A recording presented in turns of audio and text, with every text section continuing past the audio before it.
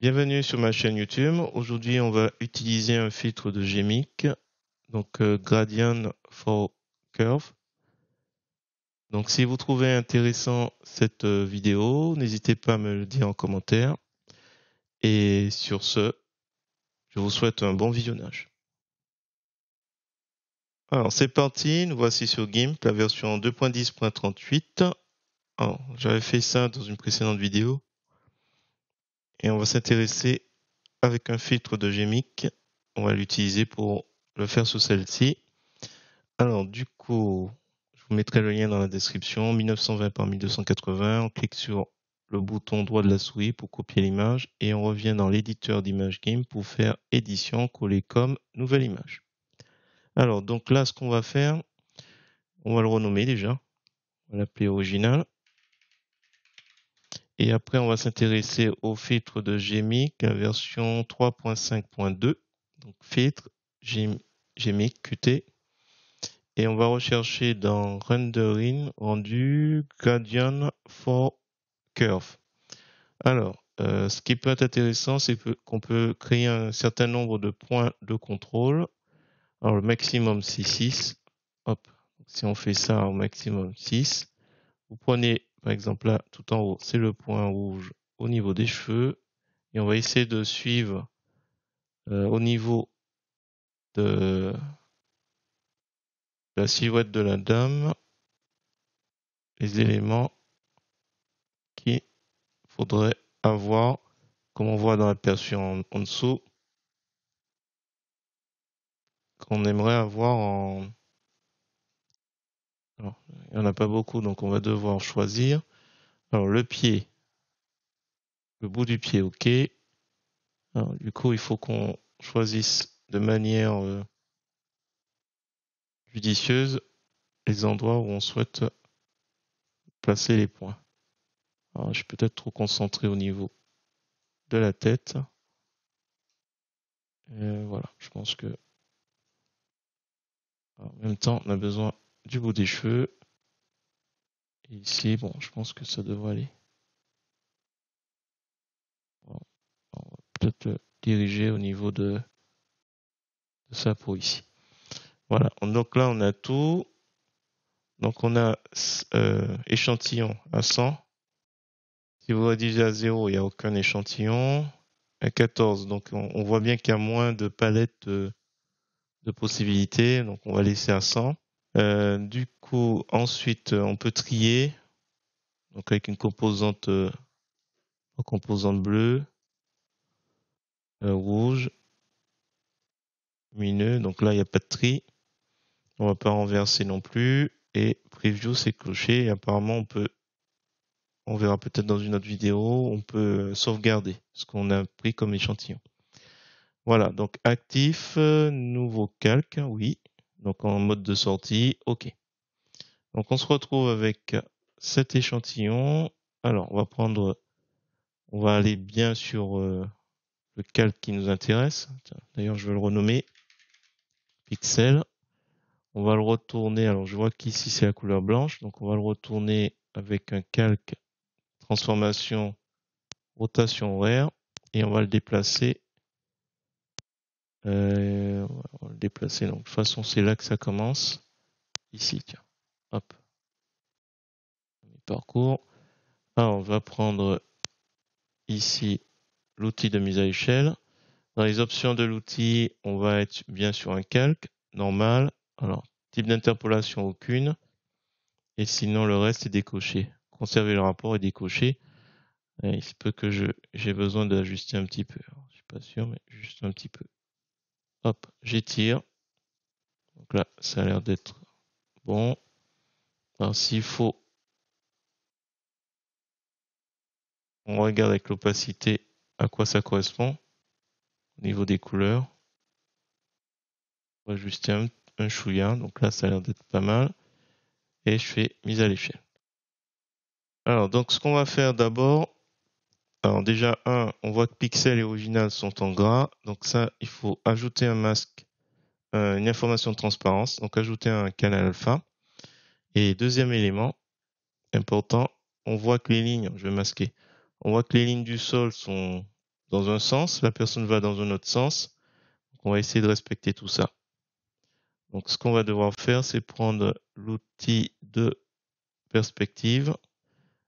Dans les options de cet outil, on va s'assurer qu'on va bien travailler avec un calque normal. On va laisser l'eau à l'eau et que les autres, non, il n'y a rien d'autre coché. Donc, je clique et je vais respecter un peu ces lignes. Donc, je vais me baser un peu sur ces lignes-là pour me positionner. Alors, on avait dit ici pour les chaussures. Hop. Alors, attendez. Peut-être je régler l'opacité ici. Donc, afficher un aperçu est coché et je peux régler l'opacité. Pas le reste. Je regarde vite fait pour les couleurs. Ça va être intéressant. Donc là, hop. C'est OK. Écoutez, on dirait que ça a l'air d'être bon. Sans compte, on avait dit aspect des lignes. Donc, essayez d'être parallèle. Parce que là, c'est bon. Un petit peu. Et là. Et ici. Hop. Ça fait un petit trapèze. Je pense qu'on est bon. Hop. Hop. Si on avait continué, il y aurait un point. Et les deux droites se seraient recoupées à un point. Alors, je sais pas si on va pas le descendre un petit peu aussi. Hop. Donc là, c'est bon.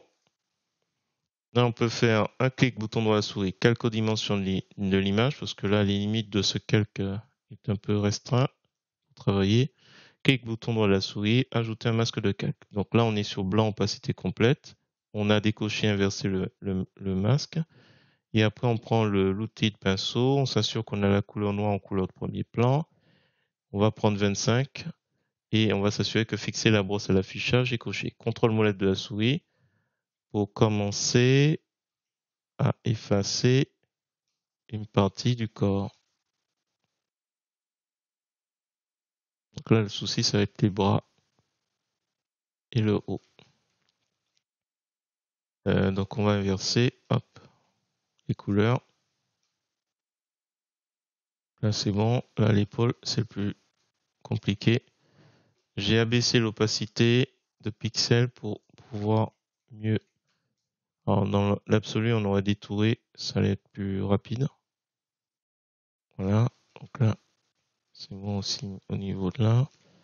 Peut-être qu'il faudrait faire le lien avec le t-shirt. On va voir ça après. Hop, la main dégagée. Hop, je dézoome. Hop. Je pense que, ah oui, le bout. Je peux dézoomer un peu, m'éloigner un peu. Surtout, je vois que c'est rectiligne. Hop, ça doit pas. On va voir un peu ce que ça donne. Peut-être qu'il faudra un peu plus de souplesse. Alors, ici. Hop. Les courbes. Alors, c'est là où je suis pas sûr si on laisse ça fasse le lien avec le t-shirt.